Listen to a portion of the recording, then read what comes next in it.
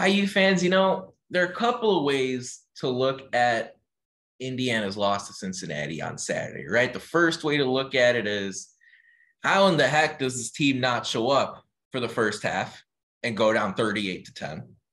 The other way to look at it is, they bounced back. They showed some resolve after halftime. They fought through it against the fringe top 25 team on the road, and they made it interesting at the end. And I think if you can look at it in a couple different ways, but I'm going to tell you in a second why really there's one perspective that should really stand out, and it's grown on me since the game ended on Saturday, and you're not going to like how it sounds. We're going to dive into how Cincinnati ended, preview Nebraska, and so much more here on episode 265 of the Hoosiers Sound, where we are the official podcast of Indiana HQ, recording this edition of the Hoosiers Sound on Monday, September 26th, 2022. I am your host, Nathan Krishnan. My co-host is with me here tonight, Matt Lukens. Charlie's unable to make it this week. He's been out. He'll be back and better than ever next week.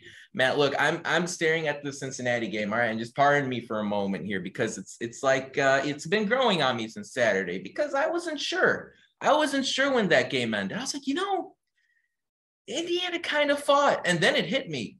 It really kind of pissed me off that Indiana fought back because I'm sitting here and saying, look, for 4 quarters, if you get wrecked by Cincinnati, I'm okay. Like, look, Cincinnati's a good football team, and a lot of good football teams win games by 30 points, and I just eat the L and move on to Nebraska. But it really bothered me that Indiana fought back, and it hit me. It is absolutely embarrassing. It's a total joke that Indiana was a meme for 30 minutes on Saturday. I mean, you had guys, false starting after timeouts, Connor Bazelak's overthrowing people by 10 yards for interceptions. He's taking 17-yard sacks. The fumble at the end of the first half was an absolute disgrace. Cincinnati's defensive lineman just picks it up and strolls into the end zone. Just the margins are so slim for Indiana this year that the bare minimum expectation is that you show up for 4 quarters. That's it. And now as you're into the middle portion of the season, you can't make the excuse that your freshmen aren't ready. Well, the freshmen are settled in now, okay? Your transfers who are incoming are settled in now. Your new coaching staff has had a full month of football to figure things out. Tom Allen, perhaps his biggest fault is that he's raised the standard at Indiana, okay? It's no longer the days of Bill Lynch and Kevin Wilson where you can score 40 points but piss down your leg. Everybody makes fun of you. Tom Allen's raised the standard here, and for 30 minutes, Indiana looked like an absolute disaster, and that cannot happen. It simply can't anymore, and you go into Nebraska and you play these games against the Big Ten East. First and foremost, Indiana's problem, it's not football related. Show up for 4 quarters. They haven't done that yet, and it's really bothered me. I thought about it Saturday night, slept on it Sunday night. I said, Matt, I've got to come to this on Monday. I don't know. There are some positives for sure, but bottom line, Indiana has to show up for 4 quarters for the rest of the 8 games they have on their schedule this season. Yeah, I think it's unacceptable. I agree with you. They haven't put 2 halves together. They haven't made a whole game. But you know what? I've heard everything you said. And look, I've been pretty negative on this team. If you follow my Twitter, you'll see some of my tweets. People say I'm doom and gloom. But upon reflecting, I had a very different opinion than Nathan, which was that with the worst offensive line, in my opinion, in the Power 5, this team and the defense absolutely getting out-executed in the first half could have absolutely packed it up, shipped it in, and not done anything in the second half. Like, I wouldn't have blamed them. I would have been nice because then I could have focused on watching any other football game at the time. Like, they could have done so many different things, but instead they decided to make it interesting. And for that, I respect the hell out of them. But this team has a ton of problems. And I've said this before, and this is going exactly how I said in the preseason, which was that our defense is good, but they're going to be on the field too much because our offense isn't going to be able to stay on the field because we don't have an offensive line. and you're not going to be able to stay on the field because you're not going to have any running game. Neither did Cincinnati, to be fair, but IU ran the ball for 38 times for 68 yards. Okay, that's 1.8 yards per carry. That's awful. And that's not on the running backs, because the running backs are getting met in the backfield. That includes a Sean Shivers 47-yard run, by the way. It would be a lot worse if we didn't have that. The offense is averaging 4.2 yards per catch, yards per throw, like completion. They're not able to get plays down the field because they don't have the time given to them by the offensive line. Yeah. I give so much credit to Walt Bell for trying to figure out how to even score on what I think is a pretty good Cincinnati defense. Sure. And finding ways to score 24 points on them with our offensive line is actually incredible. And down DJ Matthews, by the way, because we lost him after basically 2 plays into the game. So to me, I look at this and go, this year it's 3-9, guys. We're not winning another game. I'd be surprised if we won on Saturday after looking at everything. I know we'll talk about this later, but I think we're going to have 9 losses in a row, and it's going to be really easy to want to not be excited for IU football next year. But with the amount of people that should be returning after this year, I know we lose some key players, whatever. But with the amount of people returning and hopefully getting some impact transfers in and allowing somebody like Walt Bell to have maybe his own offensive line coach brought in, we might see some improvement next year in a program that is learning how to win and learning what not to do, which is keep a terrible offensive line coach and pretending like he can, get the job done, even though he's done nothing but prove since he's gotten here that he's in over his head. He was great. He was great 4 years ago. He was he had done a lot of good work at the end of the Kevin Wilson tenure. He was great 4 years ago because he worked under a head coach that was an offensive line guru himself. So he's not doing the work. Nathan, he's like it's regressing, right? I have you on one podcast that carries me, and I have Ant on the other podcast that carries me. I sit here and I ramble, and you guys do all the work. If you left me alone, this podcast would be in shambles, shambles. And so Kevin Wilson leaves, Nathan, and he can't keep up the same success. Why? Because Kevin Wilson was the reason. The coach isn't the coach anymore. He was not the reason for success. And finally, it's taken us 4 freaking years to realize this. And it took 2 years too long. Okay. The line started to get worse the minute Kevin Wilson left. And after 2 years of recession, after 2 years of regression, they should have realized, hey, this guy's maybe not it. Let's not give him a 3rd year. Let's not even get him a 4th year. So look, I'm only mad, Nathan, because I can see the fight in this team. We have great players. I mean, Tywan Mullen's going to go down as that's what I'm coming from too. Even though he had a terrible game. Even though he had a terrible game on Saturday. There are so many warriors on this team. Tom Allen leads the way. They give a shit. But the problem is that the program doesn't. The program doesn't want to pay top assistants. The program wants to keep their buddies in place. And look, I get that for fighting for your guys or whatever and sticking up for your dudes, but he's been here too long, okay? He's been here too long. There needs to be a change. And these guys are fighting too hard and trying too hard, and they're trying to get uphill against the flow of water with one hand tied behind their back and a broken paddle.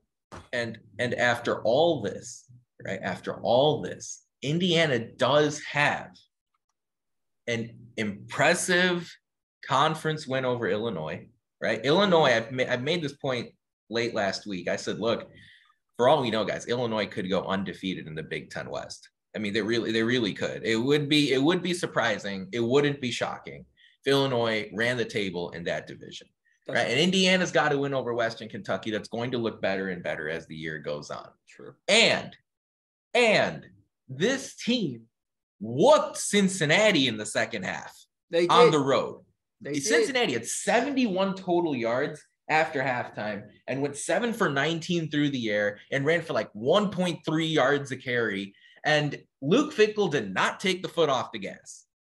That was straight up Indiana's defense clowning Cincinnati after halftime. And that's why after all this, while I think no matter what, there will be changes made in the offseason, I still strongly believe Indiana will end up making a bowl game this year. But it has to start with Tom Allen and Walt Bell acknowledging the big problems on this team. And I have to give them credit. Earlier today, Allen and Bell, when they spoke to the media, did say that offensive line changes were needed. They made comments that they have to evaluate the 5 that are in front of Connor Bazelak.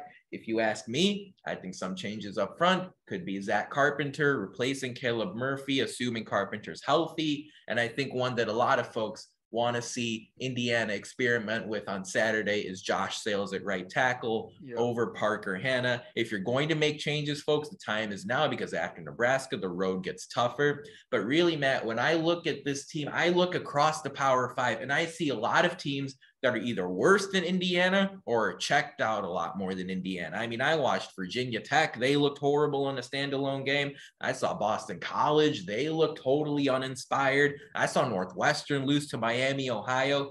I really feel like this team has multiple wins left in their schedule down the road, but you've got to make changes quickly, and you cannot simply accept the fact that your team fought hard in the second half. That's all I'm saying. We haven't lost a second half this year. We've played 4 games and we've outscored the opponents in all 4 of the second halves. We've played better, which means to me, the halftime adjustments have been great. We've gone into half and seen what is wrong and fixed it, which gives me a lot of hope for our coaches moving forward. You got to get the first half right eventually, right? Surely, I don't know. Surely pregame adjustments or tape or films. Finally, whatever is happening at halftime, just do it before the game. Just like sit down and be like, "Are we sure you want to do this? We looked at the film. Is this how we want to go? Is this the game plan?" Because last game, there were so many stupid mistakes by the defense in the first half. So many guys left wide open down the field. I mean, Tywone Mullen got cooked a couple times, getting left out on an island. Williams, there was communication. Yeah, IU's defense is going to do that sometimes, right?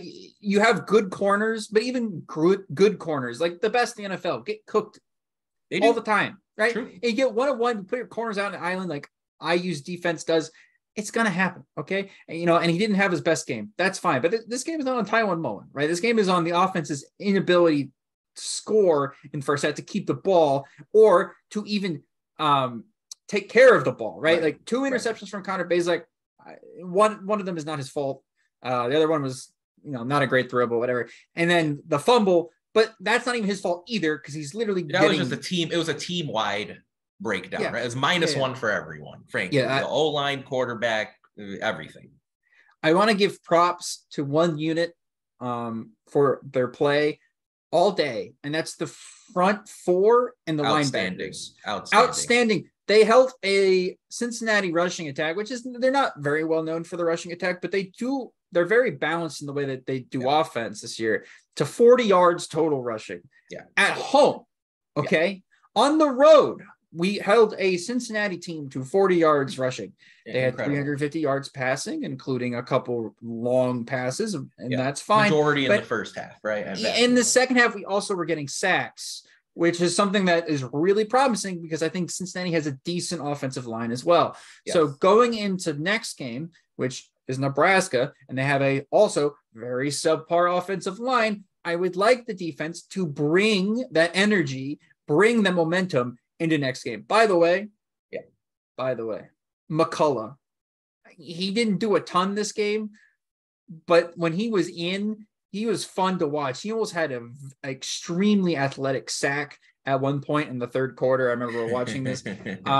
He's fun to watch. I just want to say the future for IU is bright. There's a lot of seniors on this team, but there's also going to be a lot of people coming back next year. It just sucks that this year is going to be terrible to watch because we live and breathe in the Big Ten East, and all the teams are good. All of them. Maryland's good. Rutgers is okay.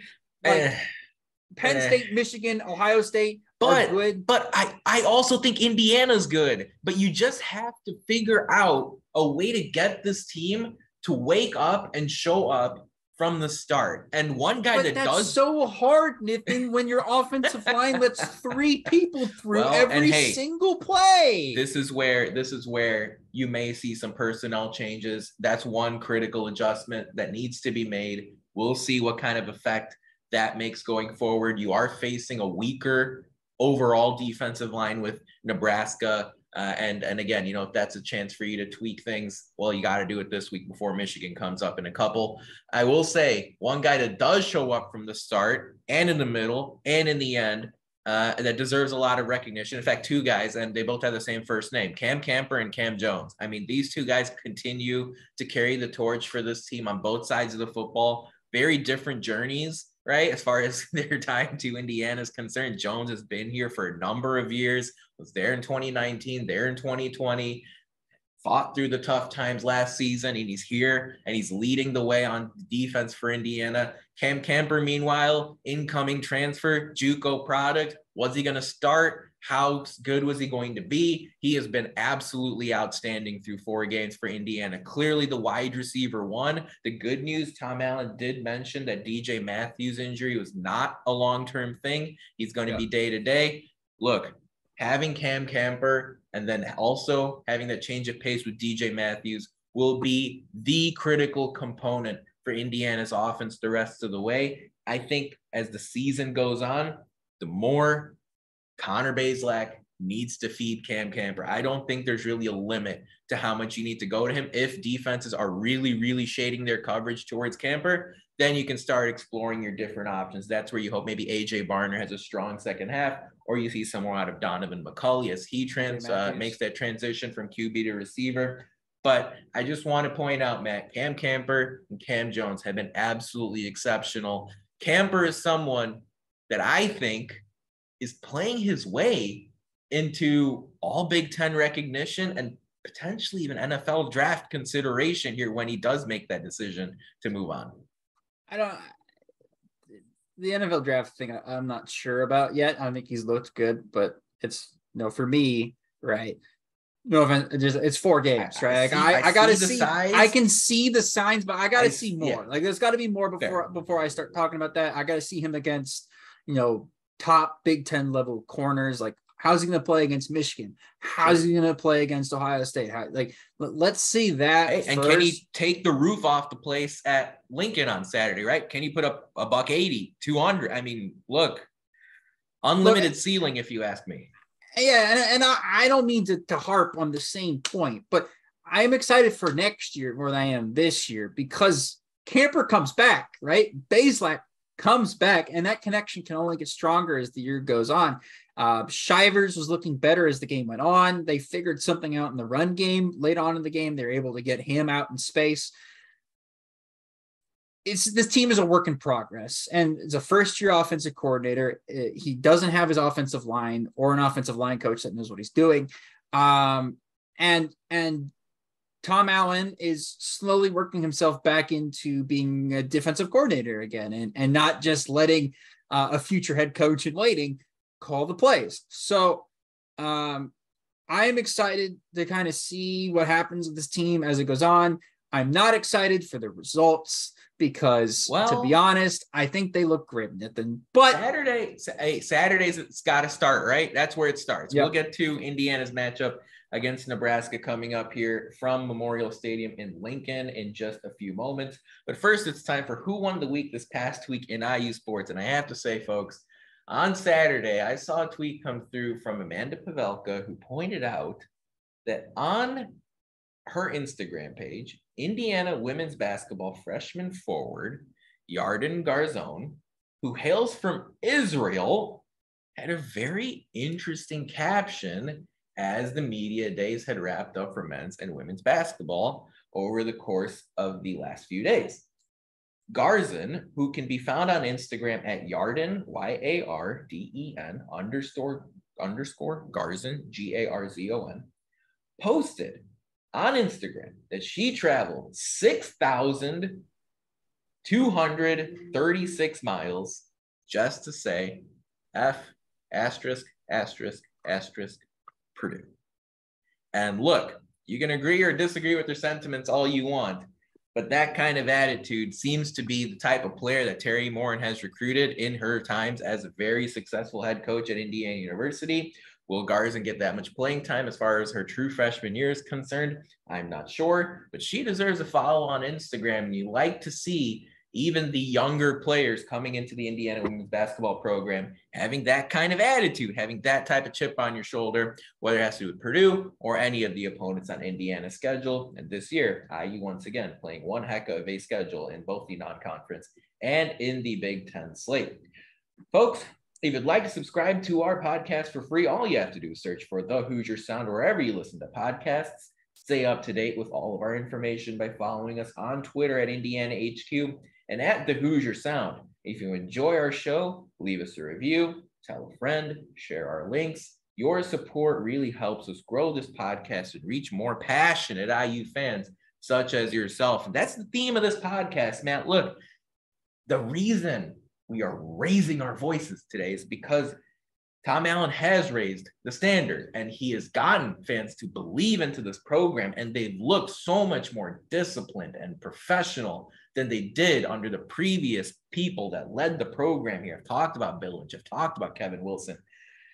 There are other, as far as other football things, Matt, what else stood out for you from Indiana's loss to Cincinnati on Saturday? I mean, we're thinking about the wide receiver room, right? If DJ Matthews needs extra time to recover from his injury, is there a player that's really stood out to you? After all, we had 11 receivers catching passes against the Bearcats in the 45-24 loss. Anderson Kobe had 3 for 38. He scored against Western Kentucky. Aaron Steinfeld had a couple of catches out of the tight end position. Donovan McCulley went 2 for 16 out of wide receiver. How about the Shivers versus Henderson breakdown in the backfield? What are your thoughts as far as the skilled players on Indiana's offense? Do you see any tweaks that Walt Bell can make there in order to get more out of this side of the ball going forward? I mean, it's all down to the offensive line, but seeing Josh Henderson maybe get some more snaps, I like him as a short down kind of, maybe even first down back, right? Getting Sean Shivers out, in space, catching the ball, not just as a check down, but running screens, just getting the ball to these guys in creative ways is something that I'm looking for. And then if I'm looking at a total unit, not just players, like I'm a little bit sus of special teams outside of our kicker. Some very interesting decisions on Saturday. Just take the touchbacks. Let's just take the touchbacks. Okay. Yeah. Look, hey, start your drives at the 25, returning punts. I mean, look, the fair catch Connor Delt made inside his own 5. I mean, we've got to avoid making the embarrassing mistakes. You got to clean those out. I'm not a coach, so I'm not going to pretend like I know what to do, but I feel like taking your guy that's going to receive the kick aside right before and going, you know what, if it's at the 5-yard line and it's going over your head, just let it go, right? See where it goes. Just let it go, right? Like, I don't get it, Nathan. I just like the little things, like don't pull them aside and help them not panic, right? I feel like for IU, right, and especially when it comes to special teams, I can sense the panic in their play a lot, and that's not good. Like, you don't want to be panicking. So whatever the coaching staff is doing, just like try to make the players as comfortable as possible, and just remind them what the right thing to do is before they get on the field. Like, just don't let them like sit there and kind of like lollygag watching the game. Oh, it's my time to go receive the punt. Let me jog on to go receive the punt. Oh God, it's coming. Like, let's do something about it. Okay. Let's, I want to see some improvement from special teams as the year goes on, because look, we might be a bowl game winner once or twice recently if we had, good special teams. So you'd think that Tom Allen would take that into the offseason, or take that to heart recently and be like, yeah, let's make sure special teams is good, because special teams wins games. Asks the NFL this weekend. Oh yeah, you don't have to tell me. It was rough. The Bears and the Texans played a really painful football game on Sunday. That was hard afternoon. to watch. And that's all I'm going to say. As far as your comment on Josh Henderson, I totally agree. I think it's a little silly that here in week 4, Sean Shivers got, about 68 of the 108 snaps in IU's game over Cincinnati on Saturday. Josh Henderson only got 36 to be exact. I think that's way too low for Josh Henderson. I'd almost like to see it completely flipped. I'd like to see Henderson get about 60%. I'd like to see Shivers get about 30 to 40%. And that way Shivers becomes almost a change of pace. Henderson maybe bruises up the defenders a little bit, forces 2 or 3 guys to tackle him on a particular play. And then Shivers comes in and really gets the defense off guard with his shiftiness as far as the running back position is concerned. I saw that Emery Simmons had 79 snaps against Cincinnati on Saturday. He was targeted 8 times, had just 1 reception for 6 yards. I would love to see Donovan McCulley, and then maybe even someone like Malachi Holt-Bennett get a little bit more love, or you can split out AJ Barner, Aaron Steinfeld in that wide receiver spot. I would love to see how that works. Walt Bell, another problem he acknowledged was Indiana's success on early downs. Again, this first step getting Indiana's offense to become more efficient is recognizing the main issues. And Monday's message from the coaching staff was offensive line and early down success. So I like hearing that from Tom Allen and Walt Bell as we go forward. Matt, let's zoom out here. 4 games in the books, 3-1, good wins over Western Kentucky and Illinois. Weird, I don't know, annoying loss, clearly to me at least, to Cincinnati. Road to 6. Let's talk. Michigan State looked horrible on Saturday. Purdue escaped Florida Atlantic. Rutgers, ugly loss at home to Iowa. Of course, Nebraska is the team we're going to be focusing on here in just a moment. It feels like those are the 4 most likely shots at wins for Indiana here going forward. Bowl game or not?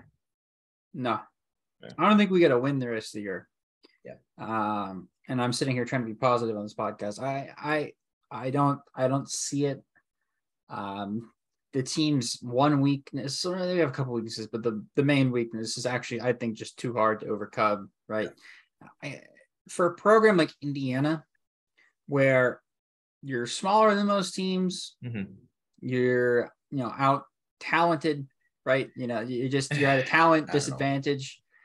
You can't have a terrible offensive line, right? Like the good programs that are at Indiana's level, right? Yep. At Indiana's hemisphere, right? Are like the Iowas, right? The Wisconsins. Like we're not going to compete with Michigan for 5-star talent. We're not going to compete for Ohio State with 5-star talent. Penn State's got a top 5 recruiting class almost every single year. We're not going to be competing with them, but we can sure as heck have a top.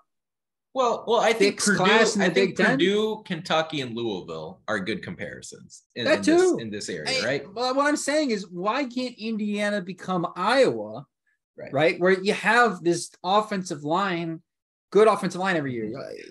I look at Minnesota. Minnesota has a good offensive line almost every single year. I look up and down the Big Ten, and there's teams that aren't good that have decent offensive lines. Like, by the way, I just so the Hawkeye fans don't, pitchforks. Their offensive line's actually been really bad this season, but overall, general trend. I don't even think it's that bad. I think they don't have a QB and their offensive coordinator. But over the last 10 years, Iowa still churned out a top NFL draft pick here with Tyler Linderbaum this past offseason. So bad, but they're still a standard. So I'm sitting here like, well, Indiana needs to figure some things out, right? And that includes for me, right? Yeah. That includes figuring out for the future how to retain and keep good offensive linemen.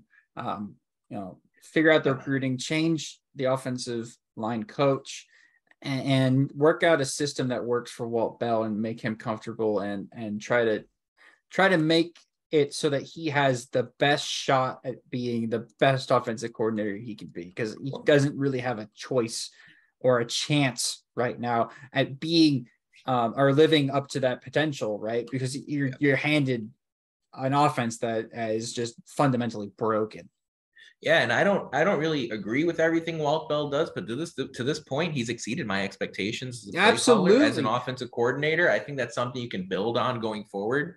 Look, I was terrified because we're hiring this dude that hasn't won a game at UMass, right? Yeah, it's like, which UMass hasn't won. I don't think I can double check, but they lost 28-0 on Saturday. But anyway, yeah. Anyway, and I'm sitting here like, oh my god, like what have we done? And honestly, he's done pretty well for himself. So it's just, it sucks to be an IU fan, but also at the same time, like there are some things you can look at and be like, look, if we can like find some other, solutions to the problems we have, right? We can fix a couple of things. That this team is not that far away from being a 8-win team. Because there are so many bad Power 5 programs. Like, I need to reiterate that, and that's exactly why I've come out guns a-blazing here this evening. It's just, again, like, I'm not kidding when I watch some of these really bad teams play football, and Indiana's going to be facing another one on Saturday, albeit a team that is talented.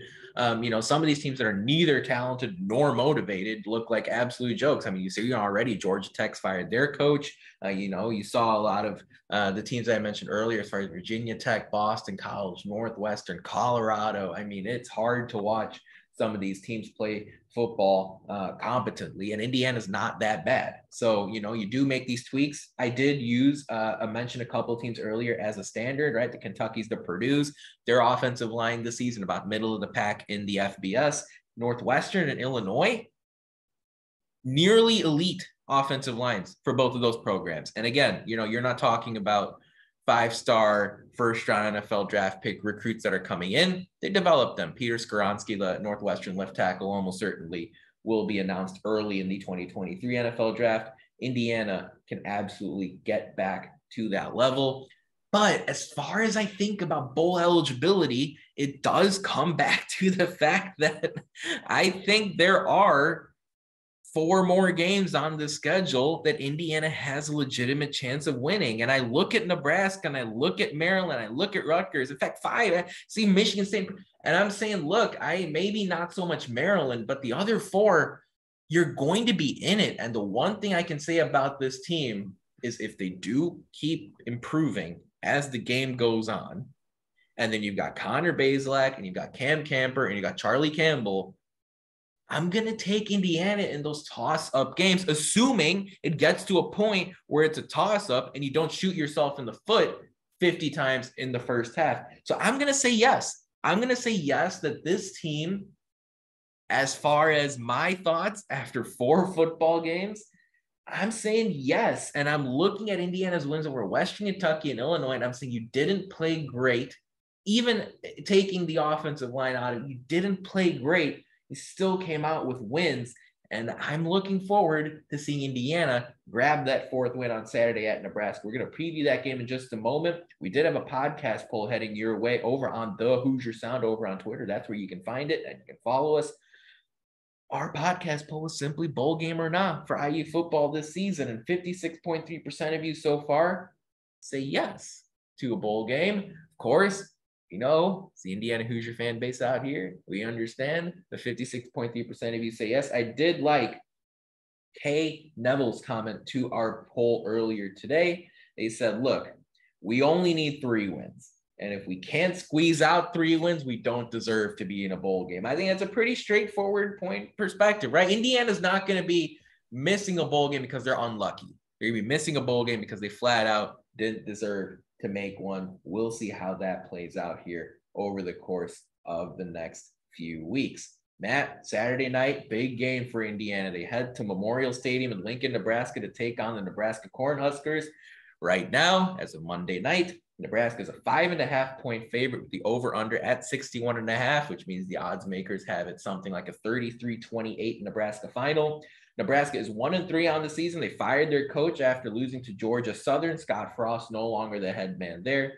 Mickey Joseph is the interim head coach for Nebraska until they probably splurge for, I don't know, Matt Campbell or Luke Fickell or someone, I don't know, someone of that realm. In the offseason, Joseph was the associate head coach for Ed Orgeron at LSU when the Tigers won their national title under Joe Burrow as their quarterback. Indiana did win in Nebraska 38-31 in 2019. It's the third matchup between IU and Nebraska since the Cornhuskers joined the Big Ten. Nebraska's got some talented offensive players. Quarterback Casey Thompson is where it starts, and it's not that bad to be strong at the quarterback position. He can sling it. He's at about 65% this year. Only has 5 touchdowns to 3 interceptions, but he's very talented. And he's someone who can really move the football. And you can make sure that Indiana's defense will game plan for him. Really good running back in Anthony Grant, who's had an outstanding start to the season through 4 games, very much in the all Big Ten conversation there. And excellent wide receivers in Trey Palmer, an LSU transfer, and Marcus Washington, a Texas transfer. They have a new left tackle. Their starting left tackle from the beginning of the season, Teddy Prohashka, got injured. There's a new one stepping in. And by and large, Matt, Nebraska's defense is pretty bad. So as you look at this matchup, if you focus on 1 or 2 keys to victory for Indiana as 5-point underdogs, 5.5-point underdogs, what's going to have to be a difference maker for the Hoosiers on Saturday night? Okay, so I'm going to take the offensive line being better and chuck this out of the equation because that's a given, and that's a cop-out answer, and that's I mean, that's the obvious. Everybody, you can watch 5 seconds of Indiana football and you know this. So we're going to throw that away. Other than the offensive line playing like they have a brain. And making those changes up front, right? I think making those changes. New faces, hopefully improving. Limiting Casey Thompson to short throws. As far as Nebraska's receivers go, they're not game-changing athletic receivers. They're not going to get into space and actually just blow by you, right? So Trey Palmer could. Trey Palmer, and he's the number 1 guy, but I'm not worried about him because I feel like Taiwan is going to have a bounce-back game against him. The rest of the wide receivers are not like – they're not like DJ Matthews, right? You don't want to just like – you can give them 5 yards of space, and I believe that our guys can tackle them. Mm-hmm. So just allowing those guys – to not break off big plays and keeping it in short yardage situations like or 3rd down and longs, right? Like that's for the defense. And then for the offense, it's getting Cam Camper the ball, getting Sean Shivers out in space, getting the ball more to our tight ends, including AJ Barner and Aaron Steinfeld. Like get our playmakers the ball where they can make plays. And that goes hand in hand with the offensive line, giving more time for Bazelak to do so. But I want to see more from our playmakers. I'd also maybe like to see a little bit more of Jalen Lucas. If we're not going to get DJ Matthews, give Jalen Lucas those reps where Matthews would get it, because he only got targeted once on Saturday for 1 yard. Like he didn't even really get a chance to make a play either on that play because he got met where he caught the ball. So I want to see a little bit more out of the offense as far as explosivity, and then for the defense, keep those big plays from happening. Like stop giving up big plays, because that's what killed us in the first half against Cincinnati. Yeah, start fast. I mean, I think especially in this game, it carries so much more weight because between the ears, if Nebraska goes down 14-0, they're done. I mean, they're not going to fight, right? Indiana will fight if they go down 14 because Indiana always fights, but Nebraska will stop fighting if they go down 14-0. They will not have any incentive, any motivation to play. So score first. and score often. Okay, especially given how bad this defense is. You want to take the air out of that Memorial Stadium crowd as soon as you can in Lincoln, and you want to then really pile it on. Of course, that forces Nebraska to be one-dimensional. It also takes Anthony Grant out of the game a little bit more. You neutralize Nebraska's pass rush if you do it that way. Indiana has to win the first quarter. There's no question about it. Unless, I mean, if they do defer to start the game, you obviously lower the standard a little bit more there, but you really need to get points, score touchdowns on your first couple of possessions. Extra emphasis on the start of the game there. And it really, you know, when I think about defensively, right, Indiana secondary, I think you just have to be sharper than you've been at any point this season. You saw Malachi Corley and Dawood Davis carve up Indiana secondary for Western Kentucky, and you saw Tyler Scott have a career game in addition to Trey Tucker with Cincinnati, and it's a very similar personnel situation. Nebraska has a couple of star receivers. They're going to be funneling most of the passes to, so you have to be ready to stop Trey Palmer and Marcus Washington when the Huskers don't run the ball. I'm going to be focusing on that here for Indiana. And then the last piece is score touchdowns when you're in the red zone. If you're Indiana, far too often they've settled for field goals, especially in the first quarter of the game in Cincinnati on Saturday. It's great that you're moving the ball down the field when you have the chance to, but once you get into the red zone, please got to score. Got to finish drives. Please finish those with touchdowns. So that's who I'm looking to that's where I'm looking to see Indiana really step up. And I'm going to say the same thing I said about Connor Bazelak last Saturday that I'm going to say this Saturday. Look, this is a great opportunity for you to put up a crooked number against a shaky defense that you can look back on the season and go, 20 years down there, you can tell your kids, or you can tell your friends, hey, remember that one day when I went to Nebraska and put up 450 through the air against the Cornhuskers?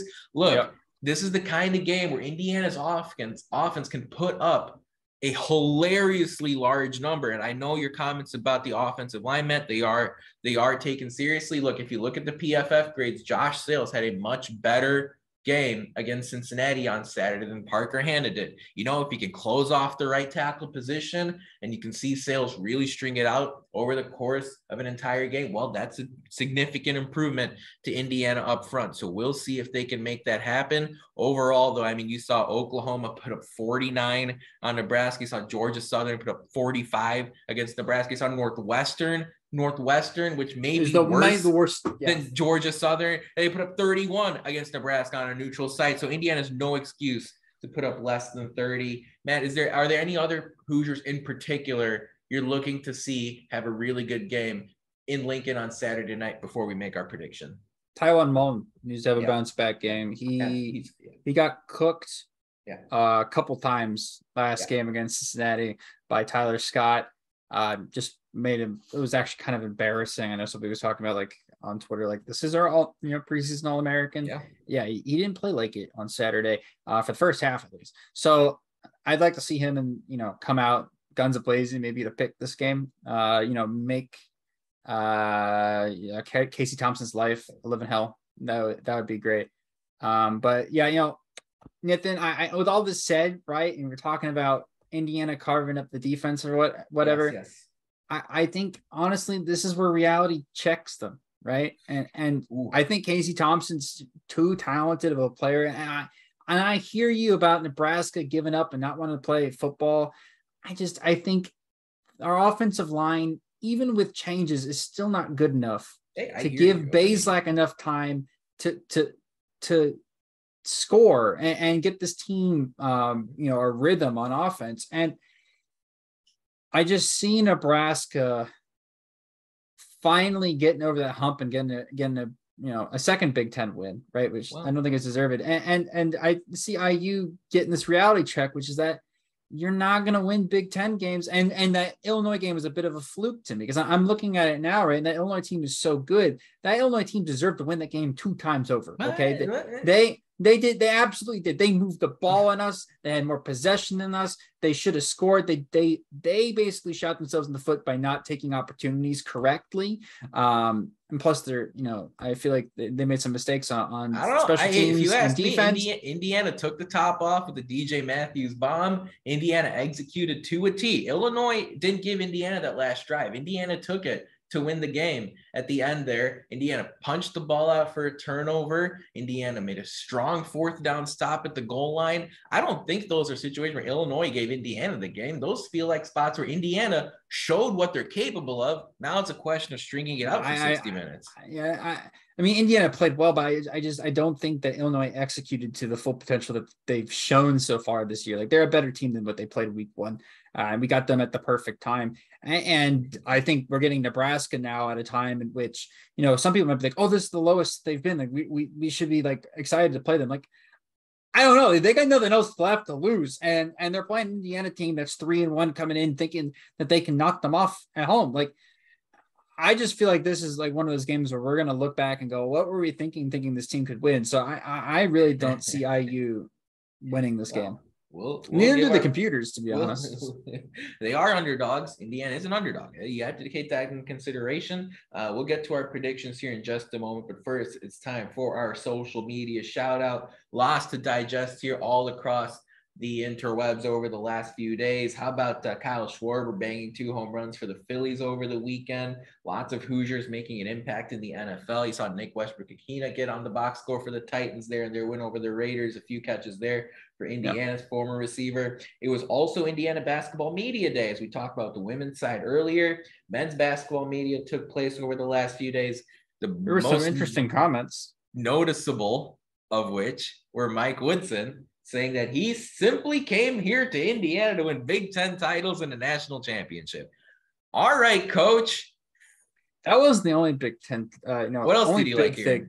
I heard something that I did not have on my bingo card. Okay, when I went into the season, I had Tamar Bates breakouts. I had Caleb Banks as a walking bucket. I had Race Thompson looks more athletic and can shoot 3-pointers. I had Trey Jax Davis is going to shoot 3s. Mm-hmm. My give me was how much we love our point guards, right? Mm-hmm. And then there's a couple other boxes for a bunch of other players, and including the freshmen and whatever. The box I didn't have on my bingo card was talking about Logan Duncombe getting playing time. Okay. That was not on my radar. And Trace came out and said, I think I'm going to be playing a lot of 4 this year. And he said that, and I was like, who the heck is playing the 5? And he said, Logan Duncombe's looked great. He stepped up. He's playing better. And to me, that's promising, because Logan Duncombe, if y'all don't remember who he is, he didn't play a lot last year. Right. He was one of those guys that we said, like, let's be honest, like, this guy, I don't know how he didn't end up going to Wisconsin or Iowa. Like, he's one of those centers that can space the floor. He can shoot the ball. He's got post moves, and he's not the most, he's not a rim protector by any means, but he's got length and size for, his age and his demographic. So I'm sitting here happy that he might be ahead of his curve, because he's a guy that I thought coming in 4-year player, sure. 3rd or 4th year is going to be a starter. Maybe 4th year, you're looking at a possible impact player. But if he's coming in and pushing Race Thompson to less playing time, if he's coming in and getting playing times over a 5-star freshman in Malik Renew, like, that speaks volumes to me. And also his ability on offense to stretch the floor, because he's a guy that we've seen in the 3-point contest, right? As a big man.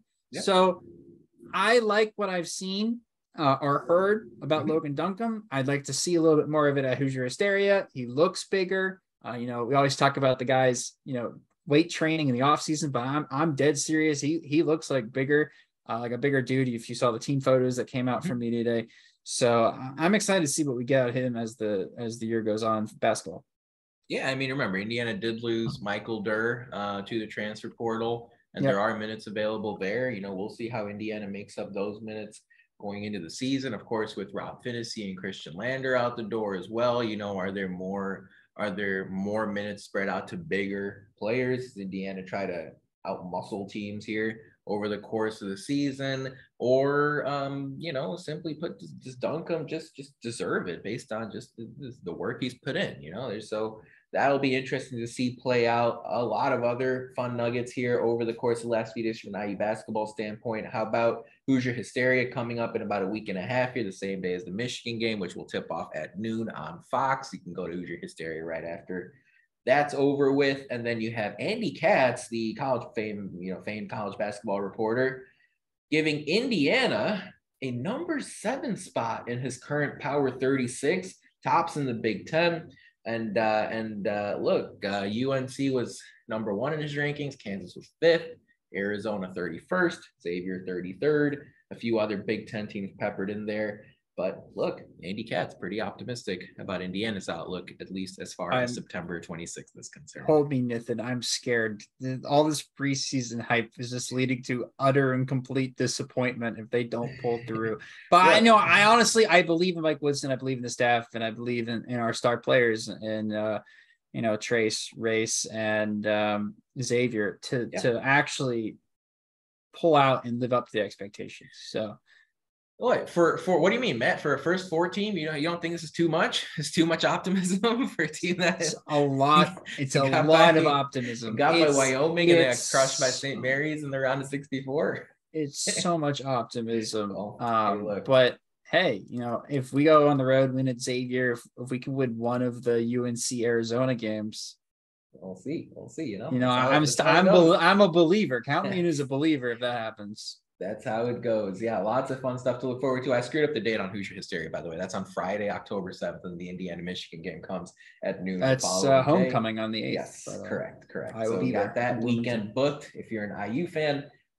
So, lots to look forward to there. As a reminder, folks, just to shout out our stuff here for just a moment, you can follow us on Twitter, Facebook, or YouTube at Indiana HQ and at the Hoosier Sound. Make sure you like and subscribe to our stuff, retweet it, share it if you think you like what you see.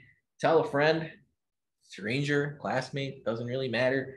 You ask us, as long as you're big IU fanatics. Matt, on Instagram, we're not Indiana HQ, but what are we? Indiana.HQ. Exactly. That's where you can find us over on Instagram. Make sure you follow us if you have not yet to this point. All right, Matt, let's do it. Saturday night, 7:30 p.m. tip, kickoff, homecoming, jump ball, and it's now instituted in the game of football. That would be interesting. Indiana, Nebraska, Saturday night, Memorial Stadium in Lincoln, Nebraska 5.5-point favorite. Again, the odds makers have it about 33-28 in favor of Nebraska. Who do you think wins on Saturday, and by how much?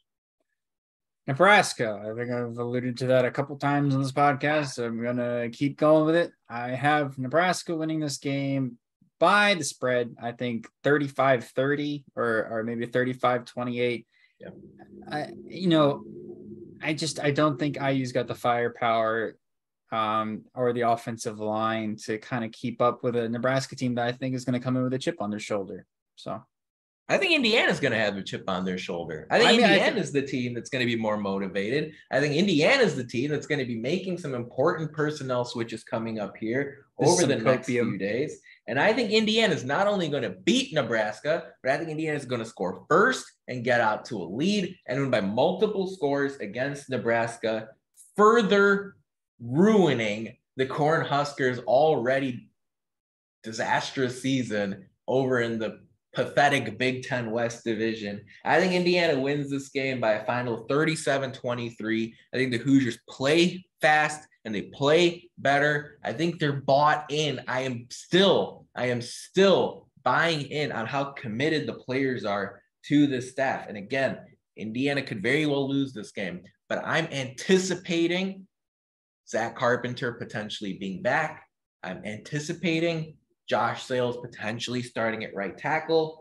We'll see what DJ Matthews' availability is like for Saturday, but I think Walt Bell is going to have a better game plan on first and second down. I think you're going to see Indiana ride Connor Bazelak and Cam Camper and reduce the stupid mistakes that they made and bottle up what they did in that second half, try to spread it out a little bit more over the course of 4 quarters. So I've got Indiana winning 37-23. Copium. We'll see what happens on Saturday night. You can absolutely follow us over at Indiana HQ, and we will be your one-stop shop for coverage from start to finish as the Hoosiers take on the Cornhuskers. Now, Matt, Indiana, Nebraska is not the only game on Saturday across the Big Ten. In fact, all 7 Big Ten matchups are conference games coming up this Saturday. That's happening for the first time this season. 14 teams, 7 Big Ten matchups. Matt, a lot of interesting storylines across the Big Ten. What's Michigan going to look like at Kinnick Stadium, their first true road game? Is Aiden O'Connell going to play for Purdue? We haven't even talked about how Ohio State looked in their convincing win over Wisconsin on Saturday, and now they're gigantic favorites over Rutgers at the Shoe. Across the slate, Matt, which point spread stands out to you? Which over-under stand out to you? Is there an upset special up your sleeve as we make our Big Ten pick of the week? What do you like coming up? Upset special. Make us look good. Illinois over Wisconsin. Ooh. I don't believe in this Wisconsin team at all. I think Illinois' defense has only gotten better as the season's gone on. I think they can run the ball on Wisconsin. Ohio State showed that you can do that on Saturday. Yep. So I like Illinois in this matchup a lot. And then if I had to go against the spread, Michigan to cover against Iowa at Kinnick. I don't believe in this Iowa team at all. I don't see how this Iowa team scores on this Michigan team. And I think J.J. McCarthy is going to have a bounce back game. She didn't play very well against Maryland, and I think Maryland's much better than people give them credit for. So, Maryland's also only favored by 7 at home against Michigan State, who has looked absolutely abysmal the last 2 weeks. I think this Maryland team could also cover there. So, if I probably taking your pick, but at this point, those are my 3 that I would look out for. Purdue also, that line is a little iffy to me as well, especially if O'Connell doesn't play. Yeah, I think that's the concern there with Purdue. What's their injury situation looking like? I very much agree with one of the last comments you made there. I do like Maryland to cover 7 at home against Michigan State. I'm very pessimistic about the Spartans. They showed no pulse on Saturday at home. And I think that is almost more concerning than the scoreline. So I've got Maryland covering there.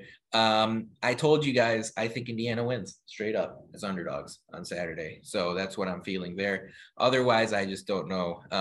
Michigan, Iowa should be interesting. Looking forward to that. Illinois, Wisconsin, very interesting. If I had to lean aside there, I would almost take Illinois to cover. I'm not sure if they're going to have enough juice to win straight up at Camp Randall. I do like the fact they're getting 7 on the road. That's a lot in a low scoring game. So I'm going to say, hey, personally, I'm thinking if you're leading aside on that Illinois game, take the Illini plus the 7.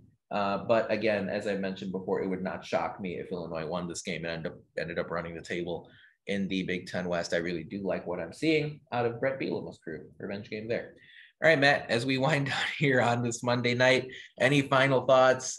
Indiana, I mean, we came out with, look, I think Indiana fans buy in, like there is a level of support, a level of commitment, thanks to what Tom Allen has accomplished here.